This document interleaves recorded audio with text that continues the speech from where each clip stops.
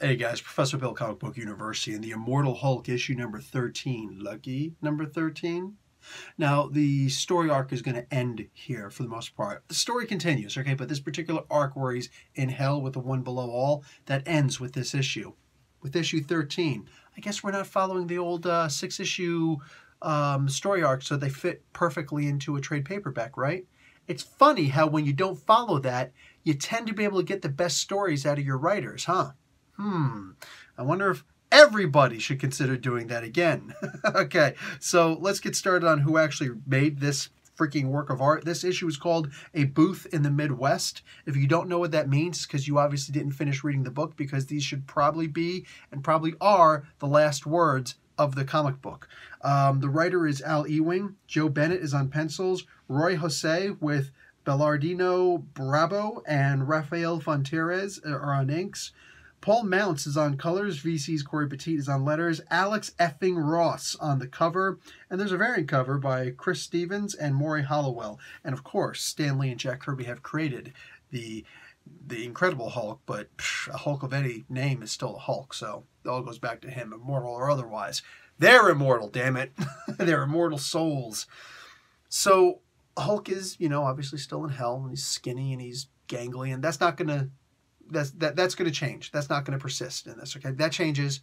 Hulk gets back to his normal size, and it's kind of devastating when he does. In a related note, I know that all of us have read Saladin Ahmed's, I hope all of us have read Saladin Ahmed's Black Bolt, where we've got an impressive version of Black Bolt in there, a great understanding of him, but also the best version ever of the Absorbing Man, Crusher Creel. Look, man, I know that there are not a lot of stories out there with Crusher Creel that are actually memorable. Like, I mean, let's just be realistic. What else do we have besides Black Bolt and this? We've got the Secret Wars, where he had his arm cut to ribbons by Wolverine, and where he met Titania.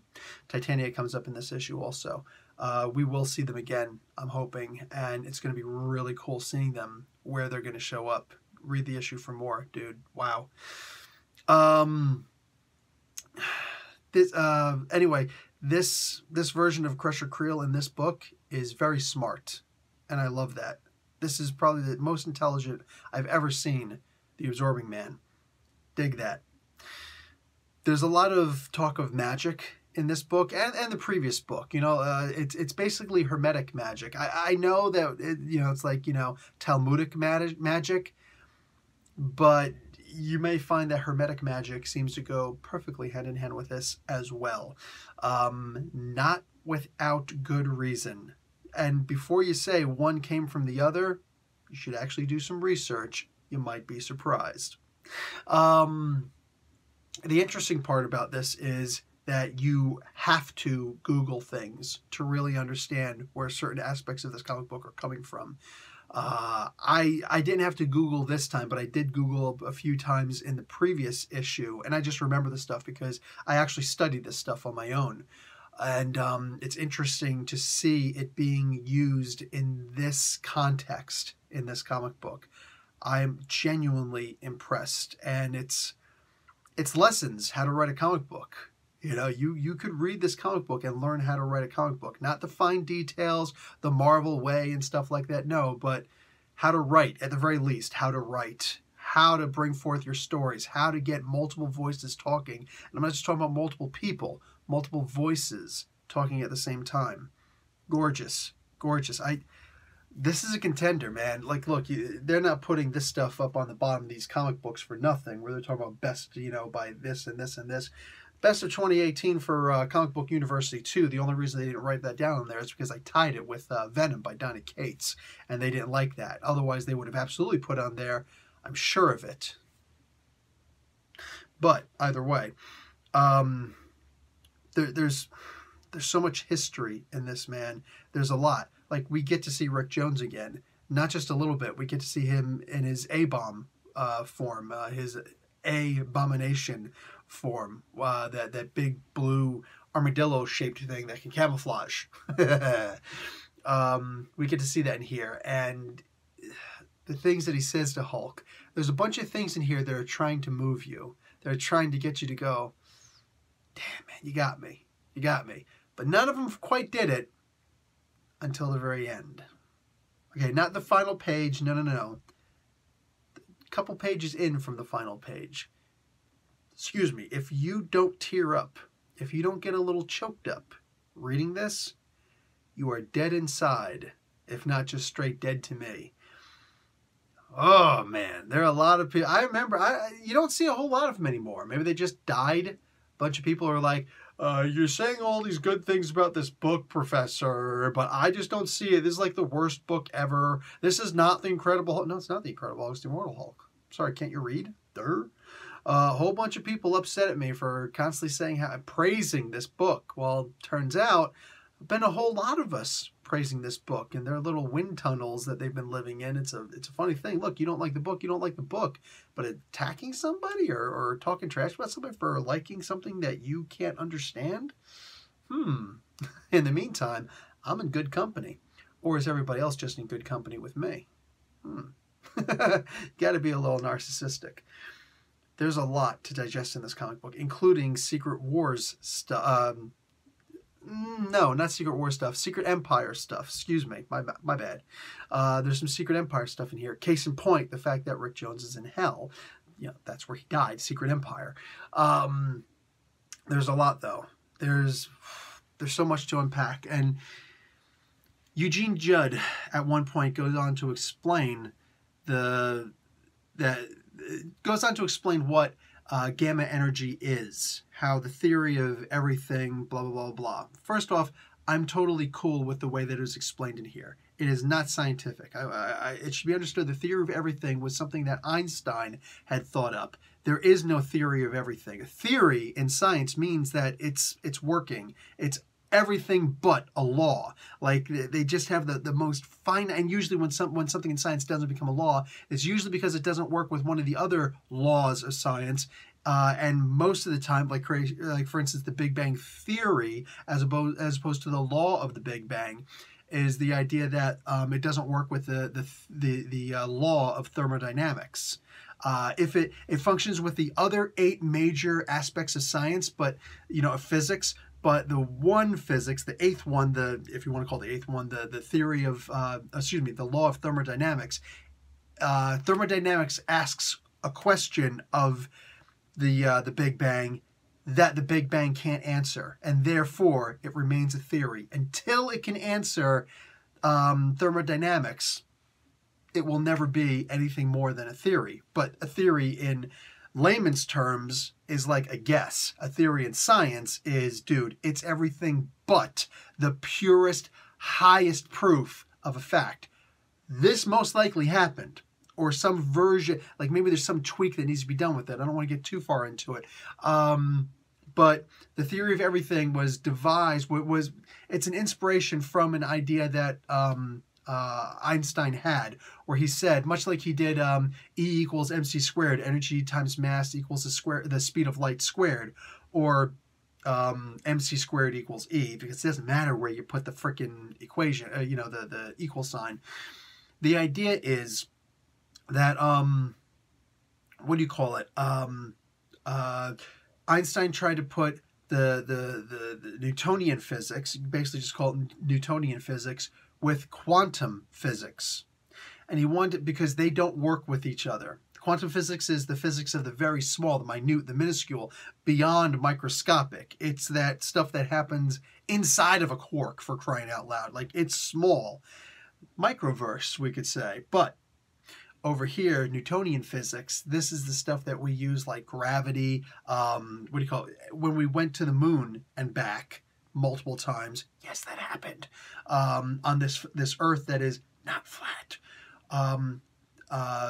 Quantum physics was not used because Newtonian physics is what you use for things that are our size. Saying things that we can see in this regular world, not the quantum physics stuff. So Einstein wanted to find a theory that worked with both, that both of these could fit into. So instead of calling it Newtonian and quantum physics, you could just call it physics. And he wanted to make sure that all fit in about a 1-inch equation, much like E equals mc squared. since we haven't been able to do that yet. And the closest that we have to that is string theory. Eugene Judd, Puck, mentions we're not quite there yet. We haven't proven string theory yet. But that does seem more realistic than any of the other forms of physics that we have, right? Any of the other theories that are out right now. So we're looking, I should say, hypotheses. Either way, we are more likely to quantify string theory, but we're just not there yet. One of these days. One of these days. Eugene Judd goes and mentions that gamma can't be explained because they're trying to use only science to explain, and you actually need magic to explain also. Not true in reality, but in the comic book that works. That works really well. And Eugene Judd, this guy is like, you gotta love his history. I gotta make a 10 things about Puck one of these days because his freaking character is amazing, you know? So much there for such a little guy the size of a hockey puck, right? This cat, real talk, the way that he explains it is perfect, and it opens up the door, a green door, for so much more. Unlimited storytelling potential here, just with the things that Eugene Judd himself said. Now, you got to understand, if it doesn't say that Puck said it, if there's not a bubble going to his mouth, you don't know if Puck said it. Because there's a lot of things in here that I think a lot of us would like to attribute to Eugene Judd explaining, but it must be understood. The narrator's boxes, that was not Puck speaking. Or at least it wasn't him speaking here. We don't know who's speaking. We have no clue who's speaking, and that's important. So just keep that in mind, because we're going to explore that at some point in the future. When Al Ewing decides to actually tell us. Listen, I always tell you guys when there's a jumping on point. I get the distinct feeling that next issue will be a good jumping on point. This issue is absolutely not. Don't do it. Don't make the mistake. But for those of us who have read all 13 issues, plus whatever has come out on the side, I want you to consider this one thing. Get all those books again. Take them out of your comic book box or line them up in Comixology, wherever, and read them again. Read them again from issue 1 on. There is so much that has been said that we'd forgotten, and then we'll read something related to it, and we'll forget that this was actually already explained, or the opposite was said this time, as you know, the inverse as opposed to the original terminologies, the original words being spoken, the original lessons being taught. There's so much. Like, I'm reading the comic book, and I've been getting this feeling for the past couple of issues now. I read this before. Oh, wait, not this. I read the mirror version of this. It's time for all of us, and I might have to do a spotlight and story on this. It is time for everybody to go back to issue 1 and read all the way through now. Because I promise there's going to be a whole lot that you're reading back in issue 1, issue 5, all those, that you'll say, oh crap, in a later issue, this is said instead. Oh, wow. And all of a sudden, by the time you get back to the thing that you'd read most recently, you know, in issue 12 or 13 or the Defenders book, all of that, you'll suddenly realize that the story takes on an entirely different life, potentially entirely different meaning. There is so much in these stories. This comic book has transposed itself from standard comic book into something I don't know if I've ever experienced this kind of, you know, storytelling before. I've been comparing it to Hitchcock. I stand by that statement, but it's more than that also. This isn't me waxing or, you know, poetic or anything like that. It's my understanding that Al Ewing does not read, or I don't know if he reads reviews. I think he's more likely to read people's reviews of his books, but far less likely to read or to listen to and watch a YouTube review. I don't think that he does YouTube reviews at all. So this is not me trying to kiss up to anybody. Please understand that when I say this book is kind of like you're reading comic books and suddenly you find that you're reading in the astral plane. Okay, remember the Doctor Strange movie when he's sitting there reading the book in the astral plane? That's kind of what I feel happens sometimes when I'm reading these books. So now's a great time. this is the perfect time. Go back to issue 1 and read all the way through again and see what I mean. If you're not there yet, okay, you're not paying as much attention, or you maybe skipped a book, whatever, or you're behind on your reading, now's the perfect time to go back. You got 13 plus issues. Go back and just start reading. Thank me later. And I'm actually waiting for that thank you. I'm joking. I do not need a thank you, but definitely consider rereading these. There's a reason why this is voted by so many people the best of the best of 2018. They were, like I said, they were going to put Comic Book University on here also, you know, with all these minor people. I don't know who the hell these people are, but they were going to put Comic Book University front and foremost in bold and in red so that you don't miss it. The problem is, I also said that I like Donny Cates's Venom, you know, about as much as I like this. I'm like, we can't take that one because it's tainted. I got a taint for you right here, buddy. But like I said, you got to be a little narcissistic. Anyway, fantastic book. Go back and read it again from issue 1. Trust. Just trust. Guys, that's it for me. Professor Bill, Comic Book University. Class dismissed.